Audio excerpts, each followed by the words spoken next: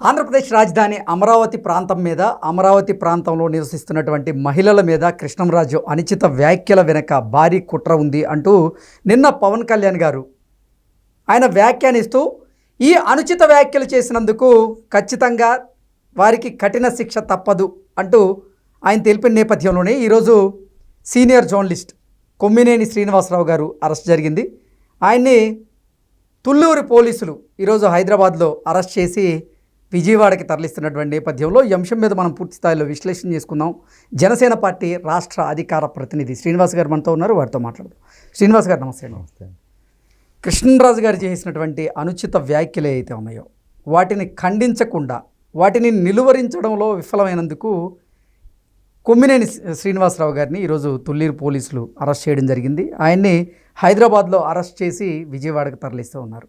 ఏంటి సార్ ఈ అంశాన్ని ఎలా చూడాలి మనం? కృష్ణ గారు గత 3 రోజులు బట్టి ఈ ఇష్యూ ఇదైతే ఆ ఛానల్లో జరిగినటువంటి ఆ చర్చ సందర్భంగా సీనియర్ జర్నలిస్ట్ అయినటువంటి కృష్ణరాజు గారు చేసిన వ్యాఖ్యలు, అదే ఆ డిబేట్ నిర్వహిస్తున్నటువంటి కొమ్మినేని గారు ఏదో అంటారు చూసారా, పూలతో కొడతారంటారు, అలాగా మెత్తగాను ఏదో మీరు అలా చేస్తే మేమే ట్రోల్ జరుగుతాయి, మీరు అలా చేయకూడదు అన్నారే తప్ప ఎక్కడ కట్ చేయకుండా చేసిన విధానం ఏమవుతుందంటే కృష్ణ గారు, ఈ మధ్యకాలంలో దౌర్భాగ్యం పాత్రికేయం ఎలా అయిపోయిందంటే జర్నలిజానికి నిజంగా ఒక మచ్చ తెచ్చే విధంగా అయిపోయినాయి.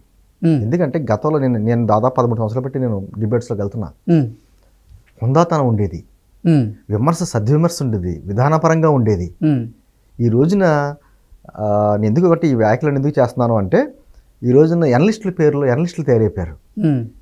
మేము ఉన్నాం ఒక పార్టీకి సంబంధించిన వాళ్ళం. ఈ ఎనలిస్టుల పేరు అంటే ఎనలిస్ట్ అన్నవాడు ప్రజా గొంతుగా మాట్లాడాలి, వాస్తవాలు మాట్లాడాలి, అంటే ప్రజల సమస్యల్ని ప్రభుత్వం దృష్టికి తీసుకెళ్ళాలి, ప్రభుత్వ వైఫల్యాలను ప్రజలకి తీసుకెళ్ళాలి, ప్రజల దృష్టికి తీసుకురావాలి. మేమంటే పార్టీ లైన్లో మాట్లాడతాం, వాళ్ళు ఓపెన్గా మాట్లాడాలి. ఇదివరకు అటువంటి బ్రహ్మాండమైన సీనియర్ జర్నలిస్టులు ఉండేవారండి, వాళ్ళు చూస్తే గౌరవం ఉండేది. ప్రభుత్వంలో ఉన్న పెద్ద పెద్ద వాళ్ళందరికీ కూడా లేచి నించునేవారు. అటువంటిది ఈ పాత్రిక ఏమైపోయిందంటే, ఈ వైఎస్ఆర్ కాంగ్రెస్ పార్టీ వచ్చిన తర్వాత కొంతమంది ఈ పార్టీ పరోక్షంగా వాళ్ళని ఆర్థికంగానో రకరకాలుగా వాళ్ళని సహకరించి టీవీల్లో కూర్చోబెట్టి ఒక ఎనలిస్టుల పేరుతోటి ఇటువంటి బురద జల్లాలు అటువంటి బురద జల్లే కార్యక్రమం చేస్తూనే వచ్చారు, పెంచి పోషించారు ఒక విధంగా చెప్పాలంటే. దానిలో భాగంగానే నిన్న అప్పుడు ఇదైతే ఆ ఛానల్లో జరిగిన అమరావతి దాని మీద చాలా బాధ కలిగింది. ఎందుకంటే అమరావతి రాజధానిగా ఏర్పడడం మీకు ఇష్టం లేకపోతే ఎందుకు ఇష్టం లేదు, అక్కడ ఉన్నటువంటి లాభం ఏంటి, నష్టం ఏంటి, నగరం నిర్మించడం వలన అన్న దాని మీద చర్చ పెట్టుకోండి, తప్పలేదు. ఇదిగో మీరు కడుతున్నారు, ఇలా నవనగరాలు కడుతున్నారు, లేకపోతే ఇన్ని వేల ఎకరాలు తీసుకున్నారు, మళ్ళీ లేకపోతే ఎయిర్పోర్ట్ గాట్లకి మళ్ళీ ఇన్ని వేల ఎకరాలు తీసుకుంటున్నారు, ఏంటి తప్పలేదు. ఖచ్చితంగా దానిలో లోపాలు ఏమన్నా ఉంటే ప్రభుత్వం దృష్టికి తీసుకోవాల్సిన బాధ్యత ఉంది. అది మానేసి అక్కడ ఉన్నటువంటి వేశ్యావృత్తి గురించి అంటే మళ్ళీ పైగా విచిత్రం ఏంటంటే ఆ వ్యాఖ్యలు చేసి ఖండించకపోగా ఆయన వివరణ చూశాను నేను, కృష్ణరాజు గారి వివరణ. నేను అమరావతి ప్రాంతం వాళ్ళని అనలేదు, అమరావతి చుట్టుపక్కల ప్రాంతాల వారే అని అన్నాడు ఆయన. అంటే అమరావతి చుట్టుపక్కల ప్రాంతాల్లో ఉన్నట్టే కదా, వాళ్ళందరినీ అవమానించినట్టే కదా. ఆయన అవమానించింది అమరావతి ప్రాంత మహిళలు కాదు కృష్ణ గారు, రాష్ట్రంలో ఉన్న మహిళలందరినీ. ఎందుకంటే అది రాష్ట్రానికి సంబంధించిన ఒక రాజధాని. అది ఏదో ఆ కృష్ణా జిల్లాకు గుంటూరు జిల్లాకు రాజధాని కాదు. ఒక మహిళల్ని అక్కడ విమర్శించారు అంటే అది రాష్ట్రంలో ఉన్న మహిళలందరూ విమర్శించినట్టు. అంటే ఒక రాజధాని ఒక రాష్ట్రాన్ని రిప్రజెంట్ చేస్తుంది, అంతే కదా. ఇప్పుడు తెలంగాణ ఉందండి, వాళ్ళకి హైదరాబాద్ గురించి ఎంత సెంటిమెంట్ ఉంటుంది. తెలంగాణకి తలకాయ లాంటిది హైదరాబాద్ అంటారు వాళ్ళు. అలాగే రాజధాని, అలాగే ఆంధ్రప్రదేశ్కి రేపొద్దున ఇదే ఒక తలకాయ. అటువంటి దాన్ని ఆ విధంగా విమర్శించేసి ఎందుకున్నాడైనా దేవతల రాజధాని అని చంద్రబాబు గారు అన్నారని దాన్ని వక్రీకరిస్తా రకరకాలైన మాటలు చెప్పడం, మహిళల్ని కించపరిచేలా మాట్లాడడం. ఈ రోజు కదా కృష్ణ గారు, గతంలో అమరావతి ప్రాంతం మీద ఏ విధంగా విషయం చిమ్మాలో ఆ విధంగా విషయం చిమ్మారు. ఎడారు అన్నారు, శ్మశానం అన్నారు, తర్వాత ఏమో అది ముంపు ప్రాంతం అన్నారు, లేకపోతే ఒక కుల రాజధాని అన్నారు, భ్రమరావతి అన్నారు, కమరావతి అన్నారు, వాళ్ళు ఇష్టం వచ్చిన పేర్లన్నీ పెట్టి విషయం చెమ్మారు. అన్నీ తట్టుకుని అక్కడ పాపం అక్కడ ఉన్నటువంటి రైతులు దాదాపు 29,000 మంది రైతులు ఇచ్చినటువంటి వాళ్ళందరూ కూడా రోడ్ల మీదకి వచ్చి ఎంత నిశ్శబ్దంగా ఇటువంటి చిన్న రక్త చుక్క కూడా చిందించకుండా చక్కగా అద్భుతమైన ఉద్యమం సాధించారు, చేశారు, నిలబెట్టుకున్నారు. నీ అంటుంది అటువంటి ప్రాంతాన్ని పట్టుకుని ఎంతో బౌద్ధరామాలు ఉన్నటువంటి ప్రాంతం ఉండదు. నేను పదే పవన్ కళ్యాణ్ గారు కూడా అదే ప్రస్తావించారు. అమరావతి ప్రాంతానికి ఒక చరిత్ర ఉంది. అంతటి చరిత్ర కలిగినటువంటి ఒక ప్రాంతం మీద ఇలా దుమ్మెత్తిపోయడం ఎంతవరకు కరెక్ట్? వీరికి ఖచ్చితంగా కఠిన శిక్ష తప్పదు అంటూ నిన్న ఆయన చెప్పిన నేపథ్యంలోనే ఈరోజు అరెస్ట్ జరిగింది. అది ఆయన ఒక మాట అన్నాడండి, వ్యవస్థీకృత కుట్ర జరుగుతుంది అని. గతంలో కూడా ఒక మాట అన్నాడు ఆయన. అప్పుడు అందరూ అన్నదు, ఒక కులం మీద కక్ష పెట్టుకుని దానికి కులం అంటగడుతున్నారు అనేటువంటి అప్పుడు మాట్లాడాడు. ఇప్పుడు కూడా వ్యవస్థీకృత కుట్ర ఖచ్చితంగా ఆయన చెప్పిన మాట వాస్తవం. అది ఎందుకంటే కృష్ణరాజు గారి వ్యాఖ్యల వెనక దాగున్నటువంటి ఆ కుట్ర కోణం ఏంటి? ఏమి లేదండి, వాళ్ళకి ఇప్పుడు అమరావతి ప్రాంతానికి నిధులు వస్తున్నాయి, డెవలప్ అవుతుంది. దాన్ని ఏదో రకంగా బయట నుంచి నిధులు రాకుండా వాళ్ళు చేయవలసిన పనులన్నీ చేశారు. వరల్డ్ బ్యాంక్ అని వాటికి కానీ లెటర్లు రాయడం అనేటువంటి కుట్రలు చేశారు. దాంతో పాటు ప్రజల్లో కూడా ఒక విధమైనటువంటి ద్వేషం, అంటే అది మన రాజధాని కాదు, ప్రత్యేకించి కొంతమందికే రాజధాని అన్నట్టుగా రాష్ట్ర వ్యాప్తంగా ఒక విధమైనటువంటి అంటే విషం చిమ్మే కార్యక్రమం ఇటువంటి ఎనలిస్టుల పేర్ల మీద చేసేటువంటి కార్యక్రమం. అంటే నేను ఇప్పుడు మీతో డిబేట్ మాట్లాడుతున్నానండి, నేను ఏదన్నా అనరాని మాట మాట్లాడితే మీరు ఇమీడియట్గా ఖండిస్తారు, ఆ వ్యాఖ్యల్ని డిలీట్ చేస్తాను. లైవ్లో మాట్లాడినప్పుడు ఇమీడియట్గా కొమ్మినేని గారు ఒక సీనియర్ జర్నలిస్ట్గా మీరు ఖచ్చితంగా మీరు మాట్లాడిన మాట తప్పు, మీ మాటలు ఉపసంహరించుకోండి, నా డిబేట్లో ఇటువంటి నేను ఆహ్వానించను అంటే హుందాతనం ఉండేది. ఎగ్జాక్ట్లీ. అంటే నిజంగా కేఎస్ఆర్ గురించి మనం మాట్లాడుకోవాలి.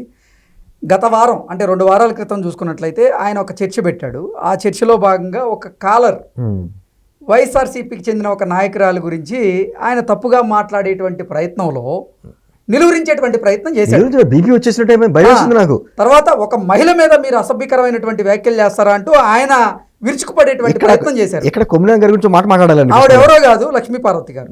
అంటే లక్ష్మీపార్వతి గారి గురించి ఎవరైనా ఒక కాలర్ అసభ్యకరమైన అనుచితమైనటువంటి వ్యాఖ్యలు చేస్తే నిలువరించేటువంటి ప్రయత్నం చేసిన ఈ కొమ్మినేని శ్రీనివాసరావు గారు మరి ఆంధ్రప్రదేశ్ రాజధాని అయినటువంటి అమరావతి ప్రాంతం మీద, అమరావతి ప్రాంతం చుట్టుపక్కల నివసిస్తున్నటువంటి మహిళల మీద అనుచితమైనటువంటి వ్యాఖ్యలు చేస్తుంటే నిలువరించాల్సినటువంటి బాధ్యత ఒక సీనియర్ జర్నలిస్ట్ లేదంటారా? నేను అదే మాట మాట్లాడుతున్నాను.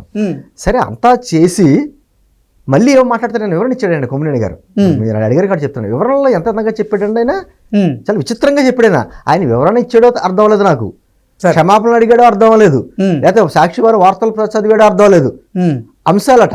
అంశాలుగా నేను పెట్టిన చర్చా వేదికలో అటువంటి వ్యాఖ్యలు చేసినందుకు దాని వెనక జగన్మోహన్ రెడ్డి గారు, భారతమ్మ అంటే భారతీ మేడం గారు సాక్షి యాజమాన్యం ఉన్నదని చెప్పేసి మా మీద బురద జరుగుతున్నారు కాబట్టి వాళ్ళకు కూడా నేను క్షమాపణలు చెప్తున్నాను అంటే వాళ్ళకి చెప్పే క్షమాపణ. అదే విధంగా అంటే ఆ అనుచితమైనటువంటి వ్యాఖ్యల్ని ఆ చర్చలో ప్రోత్సహించినటువంటి ఈయన ఆ బాధితులు ఎవరైతే ఉన్నారు అంటే అమరావతి ప్రాంతానికి కానీ అమరావతి ప్రాంతంలో ఉన్న మహిళలకు కానీ క్షమాపణ చెప్పట్లా.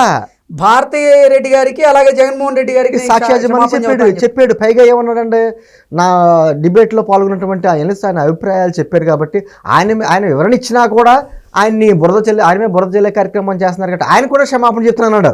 మీకు అర్థమైంది? ఇక్కడ జాతీయ ఆలోచించే పాయింట్ ఏంటంటే, కృష్ణరాజు గారు తప్పు చేశాడని చెప్పి ఇప్పటికే అంటలా, ఆయన మీద ఆయన వివరణ ఇచ్చినా కూడా ఈ విధమైన బురద చల్లుతున్నారు కాబట్టి ఆయన కూడా క్షమాపణ చెప్తున్నాడు అన్నాడు ఆయన. పైగా ఏమన్నాడు, మేము అర్భకులు, మా వెనకాల ఆస్తుపాస్తులు లేవు, మా వెనకాల ఎటువంటి రాజకీయ శక్తులు లేవు. సేమ్ జగన్మోహన్ రెడ్డి అంటాడు చూసారా, నాకు టీవీలు లేవు, ఛానల్ లేవు, ఏమీ లేవు అనేటువంటి అంతంత మాత్రం అంటాడు. మహిళలకు వ్యతిరేకంగా ఓట్లు ఎత్తే మా ఓటర్లు కాదంటాడు. అంటే అదే సేమ్ డైలాగ్ ఆ విషయం చెప్పుకుంటూ వచ్చాడు. అర్భకుడు అంటే ఆయన ఆస్తుపాస్తులు లేవంట. సరే, ఆ లోతుగా ఆయన వ్యక్తిగత జీవితంలోకి నేను వెళ్ళను.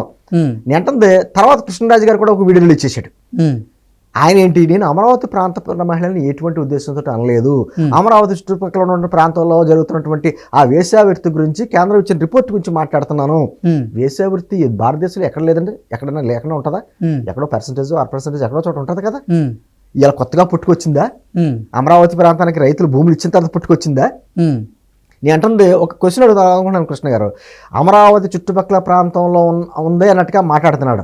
నేను అమరావతి చుట్టుపక్కల ఉన్నటువంటి నియోజకవర్గాలు ఏదైతే ఉన్నాయో, విజయవాడ కావచ్చు, తెనాలి కావచ్చు, గుంటూరు కావచ్చు, నియోజకవర్గాల్లో ఉన్నటువంటి వైఎస్ఆర్ పార్టీ కాంగ్రెస్ సంబంధించినటువంటి మహిళలు దీన్ని అంగీకరిస్తారా? వైఎస్ఆర్ పార్టీ కాంగ్రెస్ సంబంధించిన నాయకులు, ఆ ప్రాంత నాయకులు దీన్ని ఒప్పుకుంటారా?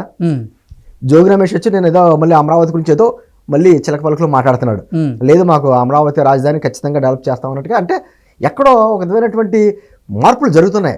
ఏమన్నా నిన్న పవన్ కళ్యాణ్ గారు చాలా స్పష్టంగా చెప్పారు, అమరావతి ప్రాంతాలకు భూములు ఇచ్చినటువంటి రైతుల్లో మెజారిటీ రైతులు 33% రైతులు దళితులు, మహిళలు, మహిళలు, సన్నకారు రైతులు, ఎస్సీ ఎస్టీలు ఉన్నారు, 13% బీసీలు ఉన్నారు అంటూ ఆయన ముఖ్యంగా దళితులు ఎక్కువ, ఎస్ఎస్టీలు, ఆ తర్వాత బీసీలు, ఆ తర్వాత రెడ్డి సామాజిక వర్గం, ఆ తర్వాత కమ్మ సామాజిక వర్గం, ఆ తర్వాత కాపు సామాజిక వర్గం, ఆ తర్వాత మైనార్టీస్. అక్కడ ఉన్నటువంటి బాధ అది ఎలా కుల రాజధాని అవుద్ది? ఒక ఊర్లో ఒక 100 గడపలు ఉన్నటువంటి ఊర్లో కూడా అందరూ ఒక్కళ్ళు వాళ్ళు ఉండరు, అందరూ ఉంటారు రకరకాలుగా. అలాగే దాన్ని ఒక కుల రాజధానిని ముద్రేయడమే కాకుండా ఇప్పుడు వేశ్యల రాజధానిని ఎంత దారుణంగా మాట్లాడాడో మేము అది ఆలోచించాం. ఖచ్చితంగా దీన్ని నిలువరించకపోతే ఇటువంటి వ్యాఖ్యలు చేసిన వాళ్ళని ఇది కంటిన్యూ అవుద్ది. పత్రికా స్వేచ్ఛ, భావ ప్రకటన స్వేచ్ఛ, వీటికి బరితెగింపుకి చాలా వ్యత్యాసం ఉంటుందండి. ఒక సన్న గీత ఉంటుంది. అంటే భావ ప్రకటన స్వేచ్ఛ ఉంది కదా అని నోటికి ఏది మాట్లాడితే అది మాట్లాడితే లేకుండా ఇలాంటి నేను అంటుంది ఇష్టం వచ్చినట్టు వ్యాఖ్యలు చేసి సోషల్ మీడియాలో రెచ్చిపోయినటువంటి బోరుగడ్డ లాంటి వాడికి ఇంత సీనియర్ జర్నలిస్ట్ అయినటువంటి కొమ్మినేనికి కృష్ణరాజుకి పెద్ద వ్యత్యాసం ఏంటి? ఓకే సార్, కొమ్మినేని గారి అరెస్ట్ జరిగింది, మరి కృష్ణరాజు గారి అరెస్ట్ ఎప్పుడు ఉండేటువంటి? ఆయన పరారులో ఉన్నట్టుగా తెలిసింది. ఖచ్చితంగా పోలీసులు ఎక్కడున్నా పట్టుకొచ్చి చట్టం ముందు నిలబెడతారు. మేము అంటున్నది ఒకటే, ఇటువంటి వ్యాఖ్యలు చేసుకునే వాళ్ళ మీద కఠిన శిక్షలు విధించాలి. ఎందుకంటే మీలో విధానపరమైన విమర్శలు చేయడానికి ఎవ్వరూ వ్యతిరేకం కాదు, లోపాలు ఎత్తి చూపించడం తప్పు లేదు. కానీ ఈ విధంగా మహిళల మీద కించపరిచేటువంటి వ్యాఖ్యలు ఎవరు చేసిన మీద వాళ్ళ మీద చర్యలు తీసుకోకపోతే ఇదే కంటిన్యూ అవుద్ది. ఇంకేదో టీవీలో కూర్చున్నాం కదా, మా ఇష్టం మైక్లు కనపడుతున్నాం కదా, టీవీలో కనపడుతున్నాం కదా అని రెచ్చిపోయి మాట్లాడే వాళ్ళు ఉంటారు చూసారా, వాళ్ళందరికీ గేలం వేయాలి, కళ్ళు వేయాలి. ఖచ్చితంగా వాటి మీద కఠిన శిక్షలు విధించి చట్టం ముందు నిలబెట్టాలి. Okay sir, thank you so much అండి.